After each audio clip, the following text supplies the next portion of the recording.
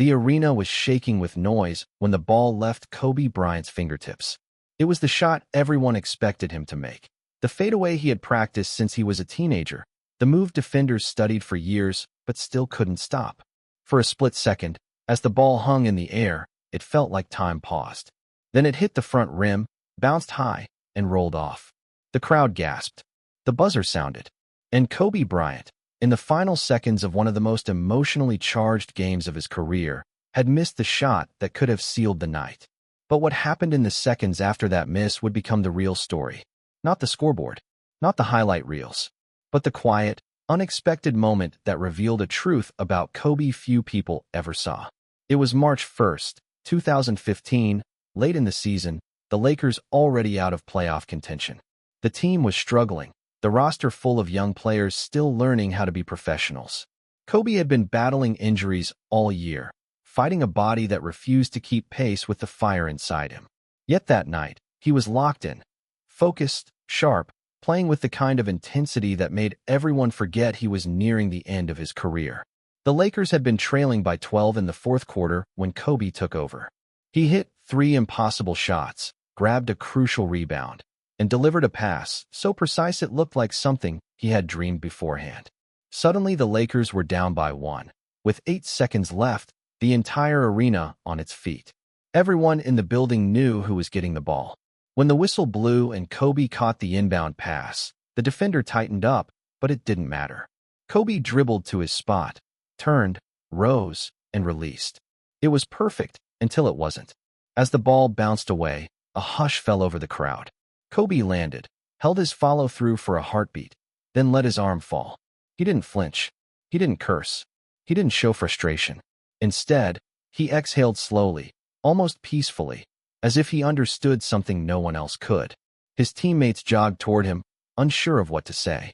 The rookies were especially nervous. This was the moment they had feared all season, the moment the legend they idolized might snap under the weight of his own expectations. But Kobe didn't yell. He didn't blame. He didn't even look disappointed. He walked toward the bench with calmness in his eyes, brushing off the coaches who tried to console him. What the cameras didn't catch was the tiny smile tugging at the corner of his mouth, subtle enough to miss, but there for anyone paying close attention. Marcus Hall, a 19-year-old rookie on a 10-day contract, sat frozen at the end of the bench. He had idolized Kobe since he was 7 years old, but he still didn't know how to speak to him. Marcus had missed 2 crucial free throws earlier in the game. He had avoided Kobe's gaze ever since. As Kobe passed by, Marcus lowered his head, ashamed. But Kobe stopped, placed a hand on the rookie's shoulder, and whispered something. Marcus's eyes widened, his posture changed, and whatever Kobe had said stayed burned into his memory for the rest of his life. But before anyone could ask Marcus what Kobe told him, trainers approached Kobe, checking on his shoulders, legs, ankles, everything that had been breaking down slowly over the last seasons. Kobe waved them off, insisting he was fine, even though his body was clearly exhausted.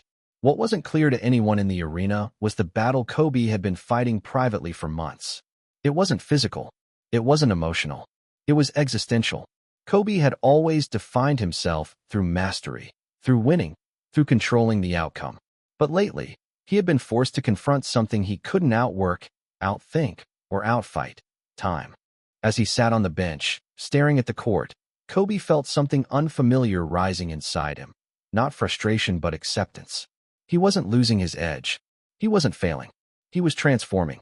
The question he asked himself was brutally simple. Who am I when the shot doesn't fall? Who am I when the game ends, but my purpose doesn't? After the locker room cleared, Marcus Hall approached Kobe timidly.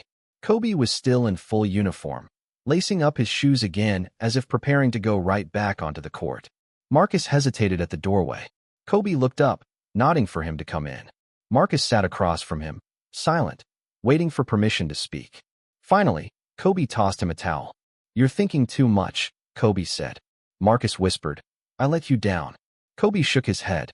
"No, you let yourself down. There's a difference." Marcus swallowed hard. "I keep replaying those free throws. I can't stop thinking, what if I hadn't missed?" Kobe leaned forward, elbows on his knees. "And what if I made my last shot tonight? What would that change?" Marcus blinked, confused. Kobe continued, "You think the story is about the shot. It's not. The shot is nothing. It's a moment. What matters is what the moment teaches you. Marcus waited. Kobe held his gaze with a calm intensity Marcus had only seen in legends. That's what I whispered to you after the game, Kobe said. I didn't tell you to forget your mistakes. I told you to honor them. They're trying to teach you something. Marcus felt tears burn behind his eyes. The guilt he had carried all night suddenly loosened, as if someone had untied a knot he didn't know how to undo. But Kobe wasn't finished. You want to know what I learned tonight? Kobe said softly, that I'm not scared of missing anymore. I'm scared of stopping. Marcus froze. Kobe continued, you don't define yourself by the shots you make. You define yourself by what you do after the ones you miss. The rookie felt his chest tighten. Kobe stood slowly, stretching his back, wincing slightly from the ache of years. As he grabbed his bag, he clapped Marcus on the shoulder. Be here tomorrow at 4 a.m., Kobe said, if you want to learn how to miss the right way. With that, he walked out of the locker room, leaving Marcus stunned. The rookie realized something profound in that moment. Kobe didn't fear failure. He didn't fear imperfection. He feared one thing only, stopping the pursuit, stopping the work, stopping the obsession that had carried him from a skinny teenager in Philadelphia to one of the greatest players to ever touch a basketball. That was the whisper the cameras never caught. It wasn't about basketball at all. It was about purpose. It was about becoming the kind of person who refuses to let fear dictate their future. It was about understanding that the pursuit of greatness demands more courage in failure than in success. When Marcus finally left the arena that night, he felt different. Not because of the loss, not because of the pressure, but because he had seen greatness up close. Not the highlight reel version, the human version, the version who missed, the version who hurt, the version who kept going anyway. He set his alarm for 3:15 a.m. He didn't hit snooze. Kobe was already in the practice facility when Marcus arrived. The lights were dim, the air still cold from the night, the sound of a single bouncing basketball echoing through the empty gym. Kobe didn't look up when Marcus walked in. He simply said, grab a ball, as if this place, at this hour, was the most natural home they could have. Marcus took a moment to absorb the scene. Kobe hadn't missed a shot last night because he was unprepared. He hadn't missed because the moment was too big. He missed because that is what happens to every human being, even the legendary ones. And yet here he was, less than 6 hours later, already working. For the first 20 minutes, Kobe didn't speak. He moved with a rhythm Marcus had never seen before, slow, deliberate, intentional. Every dribble had meaning, every shot had a reason, every miss was met with a nod, as if Kobe was studying it, respecting it. He wasn't chasing perfection. He was interrogating it. Finally, Marcus couldn't hold his curiosity anymore. Why do you do this? He asked quietly. After all these years, after everything you've accomplished, why still come here at 4 in the morning? Kobe took one more shot, a mid-range fadeaway, impossibly smooth, before answering. Because greatness isn't something you have, he said. It's something you chase. Every day.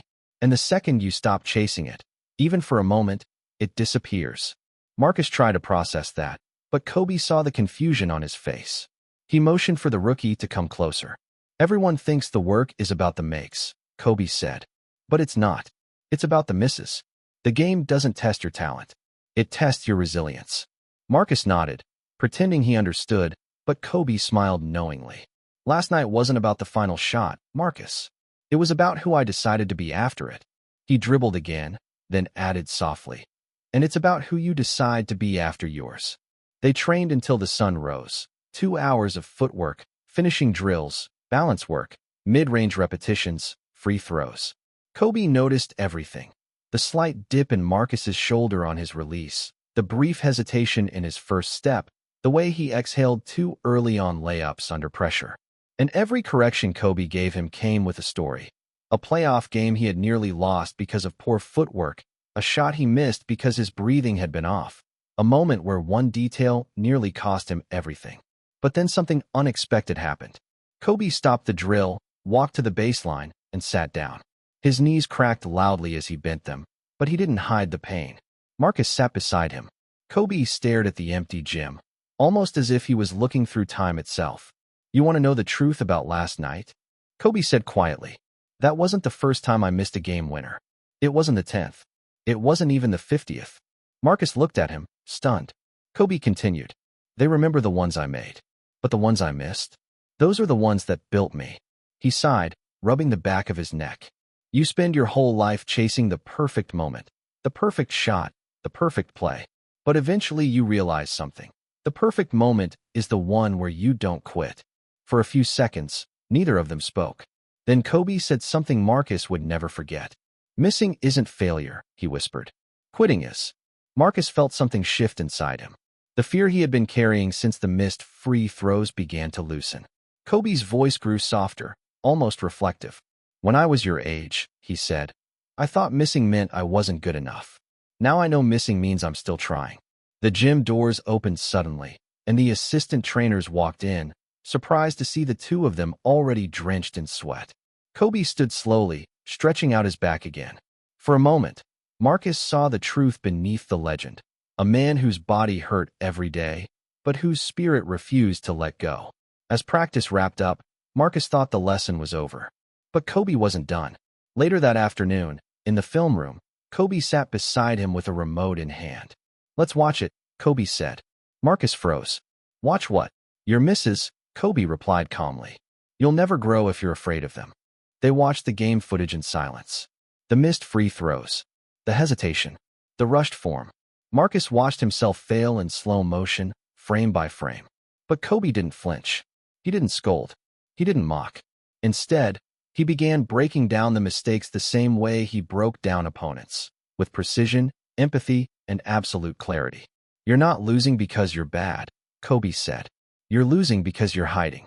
Hiding from pressure. Hiding from expectations. Hiding from yourself. Marcus felt his throat tighten. Kobe pointed at the screen. Look at the moment before the shot, he said. You already decided you were going to miss. That's the real problem. Marcus stared at the image, his own face, tense, afraid. Kobe turned to him. You need to stop letting fear shoot the ball for you. The film session lasted nearly an hour, but Marcus came out feeling lighter than he had in months. It wasn't because Kobe had fixed his mechanics. It was because Kobe had taught him something much harder: how to confront himself without breaking. That night, long after the facility had emptied, Marcus found Kobe alone in the weight room. He wasn't lifting. He wasn't rehabbing. He was just sitting there, staring at the floor. It was the first time Marcus had ever seen him look tired. You good? Marcus asked cautiously. Kobe didn't answer for a moment. Then he exhaled slowly. You ever feel like your body is giving up before your mind does? He asked. Marcus didn't know how to respond. Kobe continued. I know I'm near the end. I can feel it every day. But I'm not afraid of the end. I'm afraid I won't have enough time to pass on everything I've learned. Marcus sat beside him. You taught me more in one day than most people learn in a year. Kobe smiled gently. Then promise me something, he said. Promise me you'll give that knowledge to someone else when it's your turn. Marcus nodded. Kobe stood slowly, stretching his aching legs. Remember what I told you after the game? Kobe asked. Marcus nodded again. Kobe placed a hand on his shoulder. Good, Kobe said softly. Because that whisper wasn't for you. It was for whoever you become. That night, Marcus couldn't sleep. Kobe's words kept replaying in his mind, folding over themselves, reshaping everything he thought he understood about success. He kept hearing that final whisper from the game, the one Kobe had repeated earlier, that missing wasn't failure, and that honoring your mistakes was the only way to grow. But now there was something else layered on top of it. Kobe's confession about time, about legacy, about the fear of not being able to pass on everything he had learned. For the first time, Marcus understood the weight behind Kobe's intensity. It wasn't ego. It was responsibility. 2 days later, the Lakers had another close game. With less than a minute left, Marcus was on the court. He wasn't supposed to be. A starter had sprained his ankle, and coach had thrown Marcus in, trusting the growth he had shown in practice. The arena buzzed with tension. Marcus could feel the pressure rising in his chest, the familiar fear creeping into his hands. But then he saw Kobe on the sideline, watching him, not with expectation, not with judgment, but with that same calm, unwavering confidence he had shown after the missed shot. Marcus caught a pass at the top of the key. His defender closed in. The clock ticked down. For a moment, he hesitated, the ghost of his missed free throws brushing against him. But then he remembered Kobe's voice. Stop letting fear shoot the ball for you. Marcus dribbled once, stepped back, and released. The shot arced cleanly through the air, kissed the backboard, and fell through the net. The crowd erupted. The bench jumped to their feet. Marcus didn't celebrate. He didn't scream or pound his chest. He just looked over at Kobe. And Kobe nodded once, slow, deliberate, proud. After the game, reporters surrounded Marcus, shoving microphones in his face. They wanted a quote, wanted to paint him as the young hero of the night. Marcus said only one thing. He taught me how to miss. That's why I made it. Later, when the cameras were gone and the reporters had cleared out, Marcus found Kobe alone again, this time in the training room. Kobe was sitting on the table, his ankles wrapped, ice bags strapped to both knees. He was in pain, but he still managed to smile.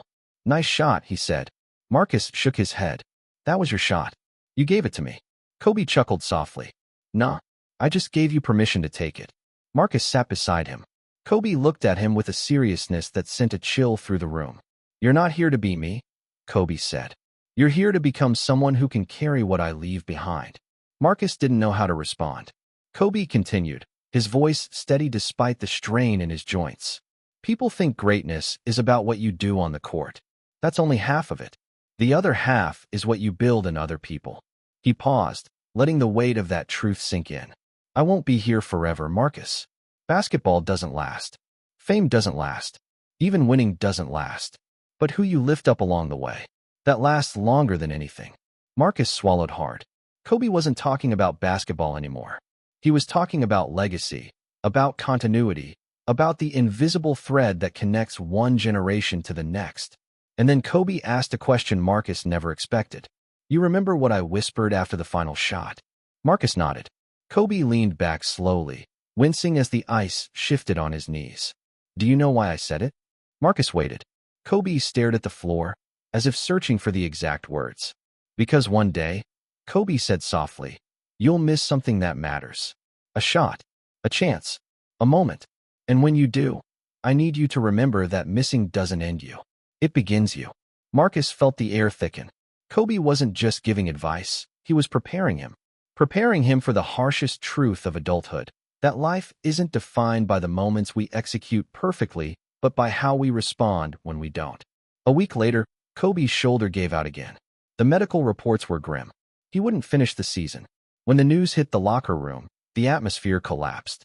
Players whispered, trainers shook their heads, and reporters crowded the hallways like vultures. Marcus sat alone on the far bench, holding the laces of his shoes but unable to tie them. It didn't feel real. Kobe was invincible, eternal, untouchable. He wasn't supposed to break. But when Kobe entered the room, arm in a sling, sweat still on his forehead from trying to push through the pain, the entire team fell silent. He looked at Marcus first. Not the veterans. Not the stars. The rookie. Because Kobe wasn't focused on the past. He was focused on the future. He walked over and sat beside Marcus with a heavy sigh. You know what missing my last shot taught me? Kobe said. Marcus shook his head. Kobe's eyes softened. That sometimes the story ends before you're ready. But that doesn't mean it's the wrong ending. Marcus felt tears threatening to rise. Kobe wasn't emotional, but he was transparent. Honest. Human.